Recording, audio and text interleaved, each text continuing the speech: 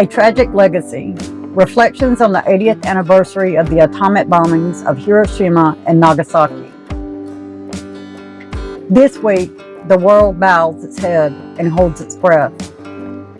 August 6th and 9th marked the 80th anniversary of one of the most sobering chapters in human history, the atomic bombings of Hiroshima and Nagasaki. 8 decades have passed since 2 flashes of light turned daylight into darkness and 2 thriving cities into shadows.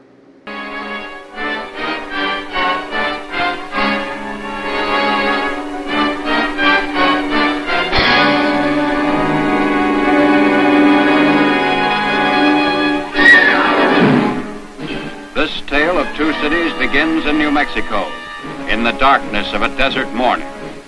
On July 16, 1945, the atomic age is born. A scientific thunderbolt gives a preview of its destructive force.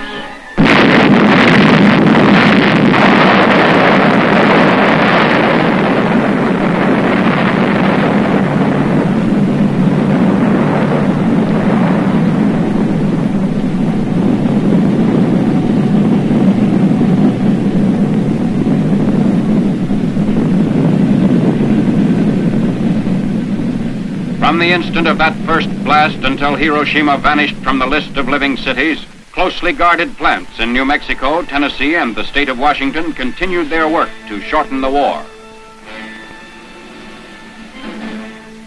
Hiroshima, one of Japan's arsenal cities, was selected as the first to feel the weight of atomic power. 21 days after the New Mexico dress rehearsal, a lone B-29 was over Hiroshima, carrying an atomic bomb. At 8:15 in the morning of August 6, Japanese time, the first atomic bomb hit an enemy target. In mere moments, tens of thousands of lives were lost. Mothers clutching their children, students on their way to school, workers starting their day, all gone in a silent fireball of unimaginable force. The bomb was aimed to explode above 0 point, a spot in the city at the junction of the Motoyisu and Ota rivers. The bomb was intentionally set to explode well above the 0 point to dissipate its radioactivity. Here is the pictorial record of the result. At 0 point, directly beneath the explosion, the soldier in the scene is pointing at the spot from which all damage to the surrounding area was measured in terms of distance from the center of the blast. Within a mile of 0 point, the devastation speaks for itself. And those who lived the Hibakusha bore scars deeper than flesh, scars of sorrow, loss, and a haunting memory that never fades. Today we do not debate history. Today we honor humanity. We remember the innocent civilians who never saw the sunrise again. We remember the doctors and nurses who treated wounds with bare hands. And we remember the children who searched through rubble for parents who would never return. But in these very ruins, Army cameramen have found and filmed pictorial evidence that tells in twisted steel and stone the effect of death-dealing atomic power. For example, this was the site of the main Japanese military headquarters. There were approximately 20,000 Japanese military personnel stationed here. They are among the missing. A lone concrete smokestack indicates where a bustling factory once stood. Reinforced concrete buildings seem to have withstood the explosion fairly well, the damage varying with their distance from 0 point. Within an area of a mile to a mile and a half, this type of building was the only type to withstand complete demolition and destruction. Here's a building that was actually knocked sidewise, giving you an idea of the force of the blast. The direction of the blast is graphically told by the slant of this parapet, a concrete wall. Etched in the stone base of what was the Russo-Japanese War Memorial are telltale lines, atomic handwriting for all to read. Another signpost of the direction and force of the explosion is blasted in the polished granite base of this statue. The light surface indicates the angle of the blast, 0.2 of a mile from 0 point. Many of the shattered windows pointed like skeleton fingers the direction of the atomic wind of death. On one side, blown in. On the other, blown out, with atomic tornado force. Inside, the flash burns on the chairs give eloquent testimony on the heat of the blast a mile from 0 point, which singed the mohair upholstery like a blowtorch. Hiroshima City Hall, which stood at an angle of 45 degrees to the direction of the explosion, had its doors and windows blown in, but suffered much less damage than buildings squarely in the path of the blast. The windows and doors offer mute evidence of the way the blast swept into the structures.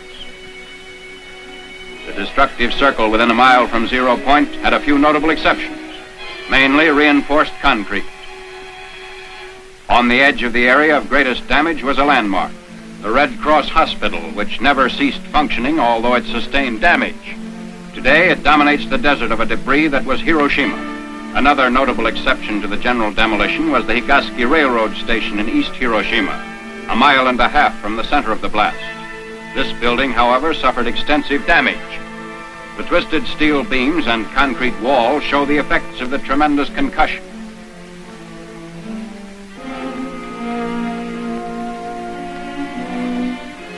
What's left of the Commercial Museum, within 2/10 of a mile of 0 point, also gives indication of the tremendous push of the explosion. The downward force of the blast turned the roof of the Commercial Museum into a reservoir. Amazingly enough, bridges did not suffer too badly at Hiroshima. This steel rail bridge, 1 mile from 0 point, had the side toward the explosion virtually blasted by flying particles, which removed almost all the paint. But the side away from the explosion did not need a new paint job. Roads in the area fared better than buildings or bridges. Shortly after the fires died down, traffic was resumed. Today, these highways through the ruins are again in use. Beside our military traffic trudge the survivors of vanished Hiroshima, the first city in history to be atom-bombed into oblivion. Even 4 miles away, the effects of the atomic blast were felt. Although a hill between the novitiate of the Jesuits and 0 point lessened the intensity, windows of the main building were shattered. We also remember the survivors, not only for what they endured, but for what they chose to do with their pain. The Hibakusha became messengers of peace. With trembling voices and unwavering courage, they told their stories to the world, not to seek revenge, but to warn us. They stood before presidents, parliaments, and classrooms to say, never again. Their witness transformed suffering into purpose, and their legacy is ours to carry now. A group of priests witnessed and survived the Hiroshima blast. One of them, Father John Zymus, tells what he actually saw. An eyewitness account. I was in my room, which faces the valley, and suddenly I saw a light, like magnesium light, flashlight, which filled the whole valley. And looking out of my window to find out the reason for this peculiar phenomena, I saw nothing besides this light. And turning from the window to the door of my room, I heard a crash. It may have been 10 seconds after seeing the light, the flashlight. And immediately I was covered with splinters of the window frames and glass sticking into the walls and actually my flesh itself.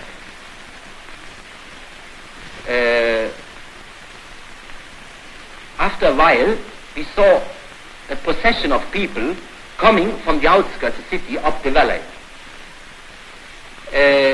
Many of them, most of them, were wounded, especially the parts of the body which were not covered by clothes, like hands, feet, back. All of us who lived through this experience at the spot estimate the numbers of dead at least as 100,000. What is your opinion as to the story that the ruins of the city emitted deadly rays? Well, I think that it's just a rumor. Because I myself and others of us have worked in the city itself immediately after the explosion for several hours, and we felt no ill effect at all. After Hiroshima, Tokyo wondered when the next atom bomb would fall.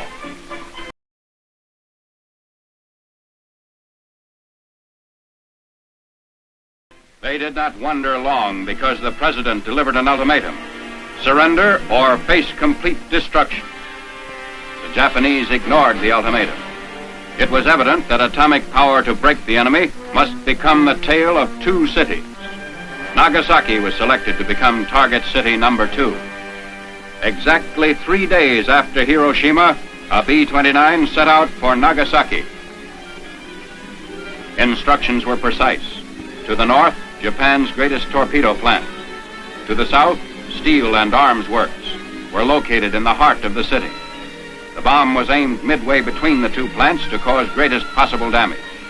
Because the plants were located in a valley, surrounding hills shielded most residential areas and concentrated the damage on the industrial section. At 10:58 the morning of August 9th, the bomb was exploded above the city, and in the towering mushroom, Japan could read its doom. This was more than a routine bombing. It was the funeral pyre of an aggressor nation. The bomb had been purposely exploded high, so that the greatest part of its radioactive material was dissipated in the stratosphere.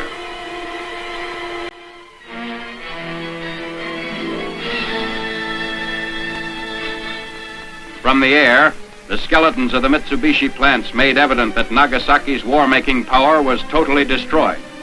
For the valley area of little more than 3 square miles, blast and fire reduced the industrial plants and surrounding buildings to blackened rubble.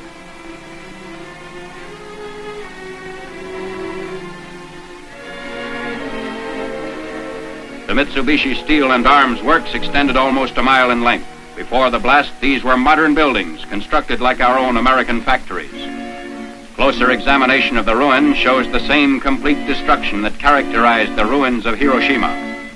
Damage to equipment and machinery used in the manufacture of naval rifles, AA guns, and heavy artillery was such that even if Japan had determined to commit suicide by continuing resistance, she could not have salvaged much from the ruins. Smokestacks bent but did not break before the blast. And roads were unaffected, people using them without ill effect shortly after the explosion. The ruins revealed beyond doubt the existence of the shadow factories the Japanese had set up in the nearby residential areas of the industrial valley. You have seen the swath of destruction created by atomic power in this tale of two cities.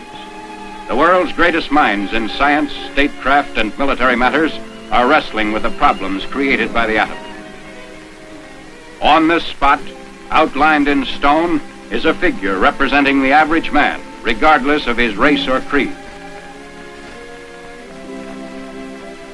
These atomic footprints on the sands of time can never be erased.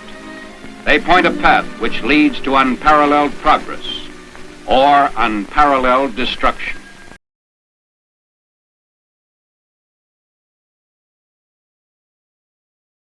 There seem to be two great views among scientists, and no doubt would be among others if people knew about it.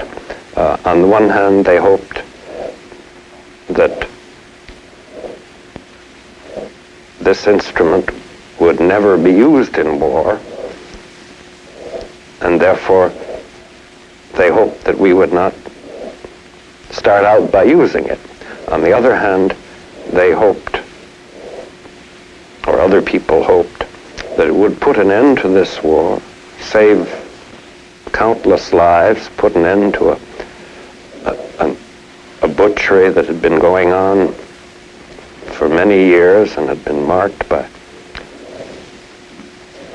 atrocities, concentration camps, murderous raids on cities, Rotterdam and Dresden and Tokyo itself.